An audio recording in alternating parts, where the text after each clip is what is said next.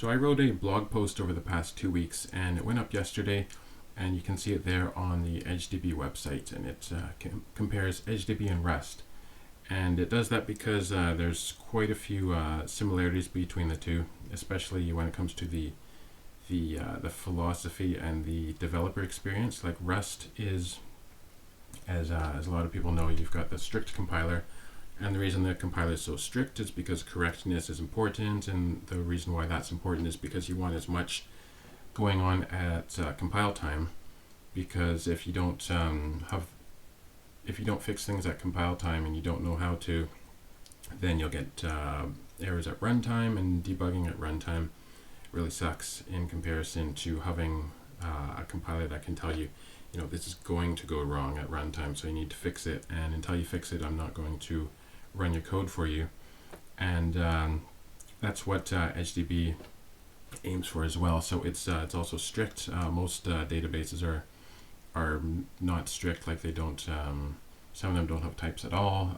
There's no static typing. There's also migrations. Like you have a schema. Changing your schema in EdgeDB is a lot like compiling your code in Rust. You have a lot of checks there.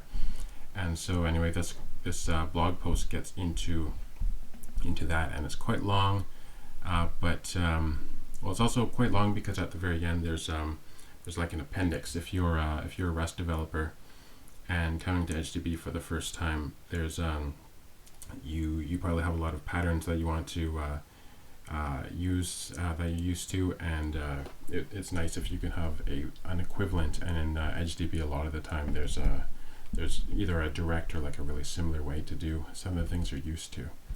So that is what this is about. And by the way, there's a little history thing. So EdgeDB was started in 2018, and that was when Rust was kind of like maybe it's going to succeed, but if you look at a lot of the discussions back then, maybe like half or more of the people said, C++ is firmly entrenched, and there's no room for a language like Rust, and it's probably going to die. And by about 2 years later, it's pretty clear that Rust was not going to die, and it was on this meteoric rise, and everybody wants to learn it now, which is awesome. And so that was right around the time when EdgeDB, which is made it was started by two core Python developers. So most of the code is in Python, but 2020 came around and Rust was looking like it was going to succeed, and so that's when the CLI got rewritten in Rust, and then more and more is being written in Rust at EdgeDB as time goes on. So there's just 2 months ago, the parser was rewritten in Rust, and there are these big performance improvements. So it's kind of like creeping in, which is what Rust itself does, even though technically Rust is named after a plant, but the Rust itself, it creeps along and eventually covers everything. So yeah, let's get into the post. Well, first it starts with this: why strong typing is good. Probably nobody on this channel needs to be convinced of that, but I like this. Basically, everything is strongly typed at one level or another, but the only difference is you can have your code in a statically defined fashion, or you can keep all the types inside your mind. You know what type something is supposed to be, and if it's inside your mind and you're on a team, then everyone else on the team needs to understand that. And if you have a language like JavaScript, then you have to know all this stuff manually. Like 1 plus string 1, it will concatenate here, whereas if you have 1 minus string 1, it will recognize it as a number, and having to remember all of that kind of sucks. So it's nicer to have things statically, strongly defined up front. And so yeah, just the first thing that makes it pretty obvious that this is a statically typed language, EdgeQL, but I just usually write EdgeDB for short here. EdgeDB is the implementation of EdgeQL, which is the language. But anyway, you can see, you've got all these integer types, you've got these float types, decimal, JSON, array, you've got data type, date times, and they have to be properly formatted. And so you can see they, just like Rust, it will not mix types. So I can actually go to VS Code and show a little bit of that. So there we go.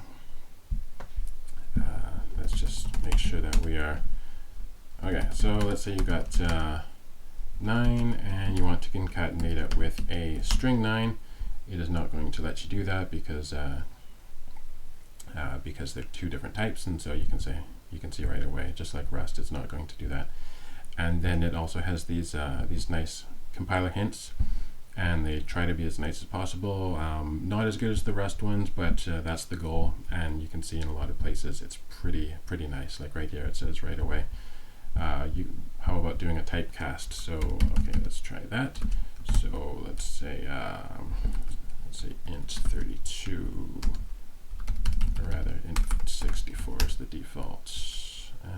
And of course we don't want to concatenate, we want to add. So there you go. So you got a little bit of working back and forth with the compiler to get your types straight before it will even let you do a query, which is very Rust-like. So let's get back to the post browser. Let's see. So yeah, it's got these. Rust, of course, is it's kind of the same. Sometimes you have a little bit of flexibility. Like say you have in Rust, usually you'll have an F64 as the default. But if you say, okay, this is an F32, and I want to add these two, Rust will not make an error. It will say, okay, fine, I will not show you, but I'm going to make this an F32 so that I can make your life a little bit easier. And EdgeDB does something similar, which is implicit cast. So if you see, so it's a little bit more flexible than Rust here. So if it sees, okay, this is a float and this is an integer, and floats have to like carry more information, and so there's going to be no information loss if this outputs a float.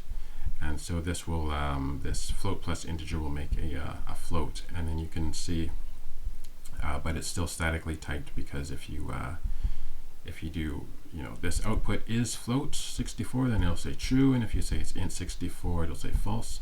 So it's still, it's got that statically typed float 64 at the end. So you've got that. Null, that's a nice one. Of course, Rust doesn't use null; it uses options, and that's got a little bit. I guess there's it's kind of interesting. I didn't have to ever work with SQL, so I only hear about these nightmares. I never have to encounter them, but this is kind of funny. Let's see. Well, you've got like null comparing to null. That's any operation on null returns null. It's not equal to itself. Rows containing null sometimes get counted and sometimes not. So you got this guy and he's counting, and here he gets 3. But then in this case, if you use the star operator, then it gives 33. A whole bunch of other stuff. And so so what do they do? Rust uses an option, which is either none or a sum. And EdgeDB, what it uses is everything is a set, and a set can hold data, or it can be an empty set, and an empty set is basically like none. And this is the interesting part. So if you have Rust, let's say you have, actually let's open up the playground here, just so we can see what this code is doing. So this is, so right away, so if you're asserting sum or none, so if you have like sum or none, then it will, if this is a sum, then it will pass on the sum. And so we're asserting that sum or none, sum 9 or none is going to be sum. And so these are okay because Rust can determine the type. Whereas here, if you're comparing like a none to a none, so it's saying this none of I32 is equal to none. So this is enough type information for Rust to be happy and compile the code. But if you do this, none or none, then it's going to say, I don't know what kind of type this is. Like you said, it's a none, but this, what kind of none? Is it an I32 none? Is an, what's the T? Because option is an option T, and it's saying I don't know what the T is supposed to be, so I'm not going to compile your code. And that that is something that EdgeDB does as well. And I'll just show you inside here. Actually, I should probably move this window up a little. There we are. So what this is the what's it called? The coalescing operator, and that's kind of like a default operator. So if you have, if you might have a lack of a value, use this, which means because otherwise you have you know, Cartesian multiplication. Use that in databases, and the length of an empty set is 0 multiplied by 0 will always be 0, which is an empty set. So you use this. So I'll just show you how this works. Int 64, like that. So this is saying,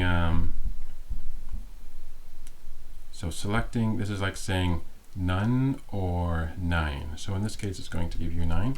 Whereas if you say none and you use the different operator, then it's going to do the Cartesian multiplication and give you, you know, 0, length of 0 times this equals 0. So that's what this thing is for. But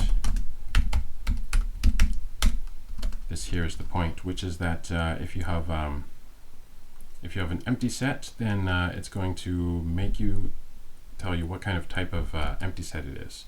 So if you change this to a if you change it to, what is it?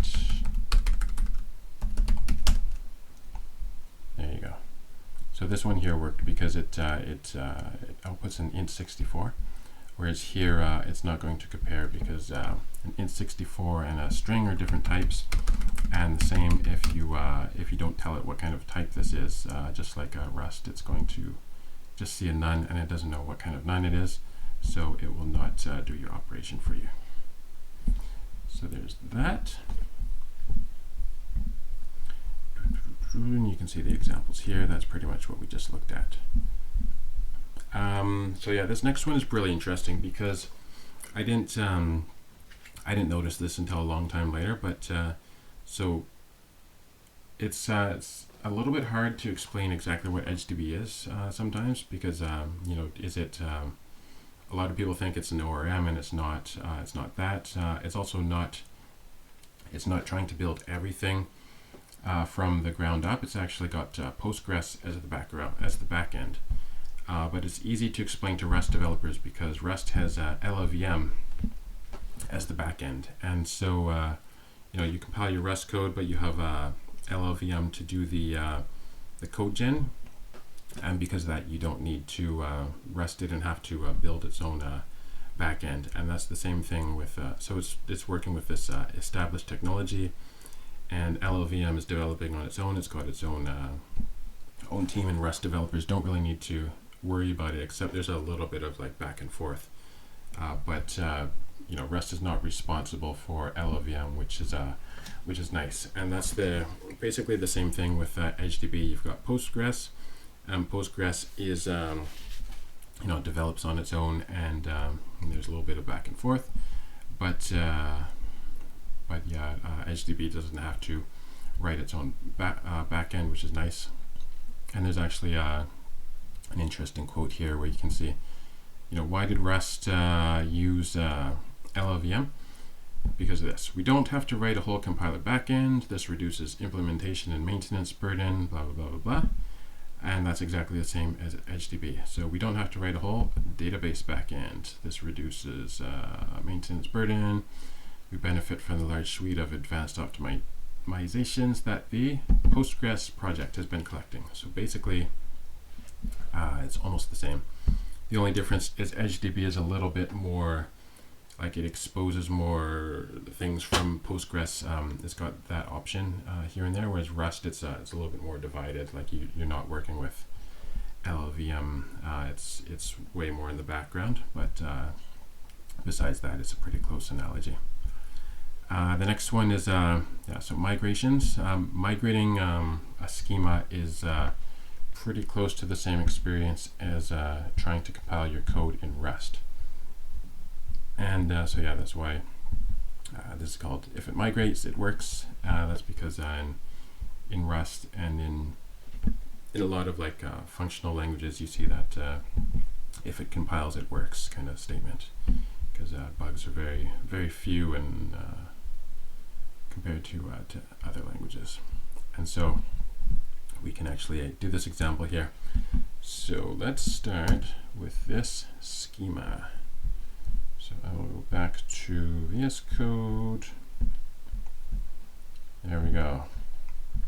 And so here's how you do a schema in EdgeDB. You type your schema, and then you go EdgeDB migration create, or if you're inside the database already, you just go / migration create, and then it what it does is it makes this migration script, and it says there you go, created the script, and you can look at it if you want. Here's the direct commands to the compiler to say, you know, make these types, but you don't even have to look at that. And then finally you go migrate, which means to apply it, and that'll actually do the migration, and then you're done. So now we have this this schema, and it's got a person type in it. So we are going to insert one person named Mogadeen, who is from the Wheel of Time. And then we're going to insert another person who is way more popular character named Matt Coffin. And then we're going to insert him again. And the reason why we did that is because you can see this person here, it requires a name, but it doesn't require a nickname. And also names don't have to be unique. So you can have this person object with the name Matt Coffin, and it can also you can put another one in with the same name. So now let's say we want to change the schema a bit. So we decided, you know, we want nicknames. Everybody should have a nickname, but you can see right away Mogadeen does not have a nickname. So what are you going to do with the existing Mogadeen? Like you know, she's going to need a nickname once the schema is migrated, and how does that work? And then here constraint exclusive. So you add that, which means nobody else can have the same name. So how is that going to work? And this is where you get migration create. So we try to create a migration, and first of all it says did you alter type person? Yes, I did. And this is the interesting part. So it says please specify an expression. So this means so there might be person objects already there that don't have a nickname, and what should I do if I come across one that doesn't have a nickname? So here I'm going to say, okay, take their name because they're guaranteed to have a name, and add a Y. So, you know, Dave becomes Davey. That's your nickname. So that's your default nickname. So you do that, and so it's happy with that. Okay, fine. Now we know what to do with the existing objects. And then the next part, we go migrate. We try to migrate, and that's when it goes over the objects in the database and you know, tries to make it happen. But then there's an issue here. It says constraint violation error. Name violates exclusivity constraint, and what's that in detail? Well, the property name of object type default person. So that means that there are person objects that have names that are violating this. So there, constraints. There's a bunch of ways you could do this, but basically you just have to delete. So let's say you're looking around, select person.name. You can do fancier queries than this to find out who's got the duplicate, but there you go. So there's Matt. You can see Matt Cawthon. There's Matt Cawthon again. So there's a duplicate, and so we can just say person filter name equals Matt Cawthon, and we'll just we know there's only one that we need to delete, so we'll do that, and it deletes one Matt Cawthon for us, and then And then we try to migrate, and this time it works because now there's only one, and it's not violating the constraint. So you can so we can do that. Select our persons, and we can see persons. So you can see Matt Cawthon. He already had this this nickname, whereas Mogadine, she didn't have a nickname before, but it applied this expression and changes it to Mogadini. And there we go. And I see the video has been going on for 20 minutes already, and we've barely scratched the surface. And I'm not going to make this an hour-long video. I'll just end it here. If you like the blog post, check it out if you find this interesting so far. Read the rest, and hopefully you like it.